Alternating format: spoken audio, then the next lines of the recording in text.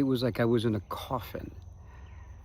And I would spend time there because I wasn't too familiar with the area. I would go for drives. I didn't know anybody in the community. But I had to stay in this thing only because, confined the way I was, because again, we didn't want to get ourselves in trouble.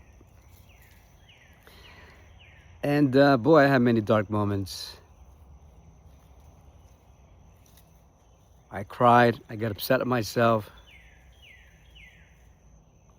I blame myself for a whole lot of things that I experienced in life that could have been avoided. I questioned myself on my manhood, on my stance, on what I believe, or what did I believe. And it was just so, I was all over the place. I was all over the place. And I remember going on my bed and trying to fall asleep because I didn't want to deal with the thoughts, and I just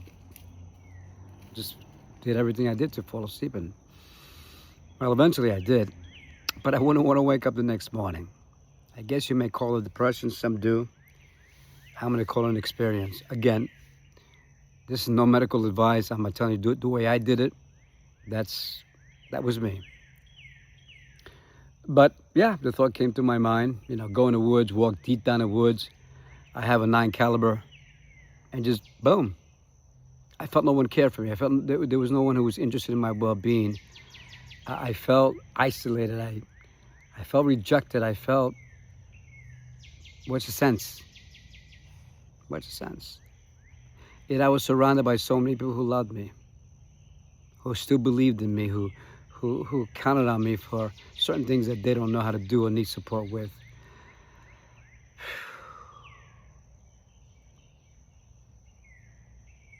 And I got to tell you, I'm glad I didn't give in.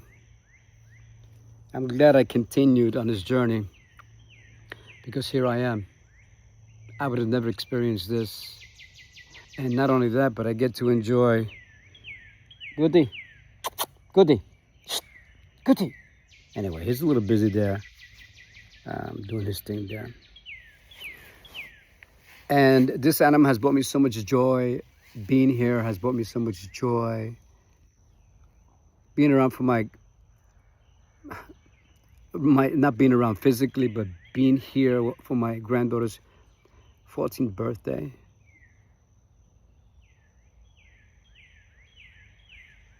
It's just beautiful. It took a lot out of me, I must say. Sometimes I wonder if I was going to make it. But here I am to talk about it. So I'm very conscious of my feelings. I'm very conscious of what I'm thinking. I'm very conscious how I surround myself. I stay away from a lot of things that try to provoke anything back to what I used to be.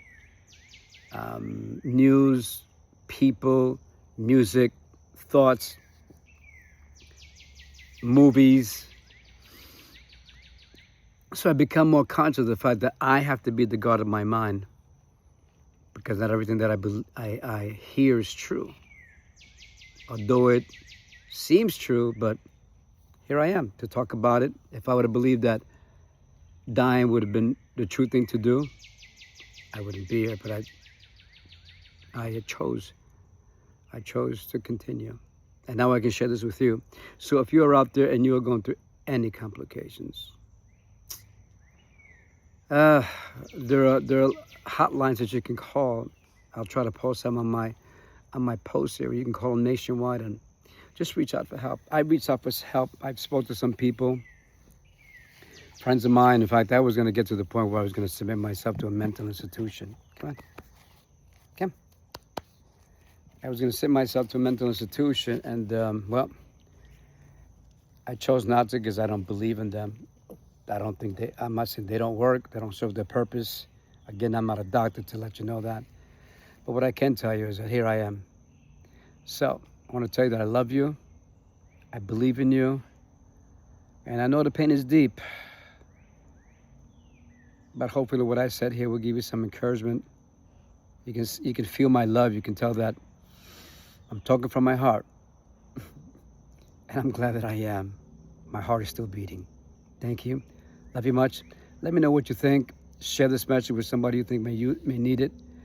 And yeah, here I am. Here I am. Out.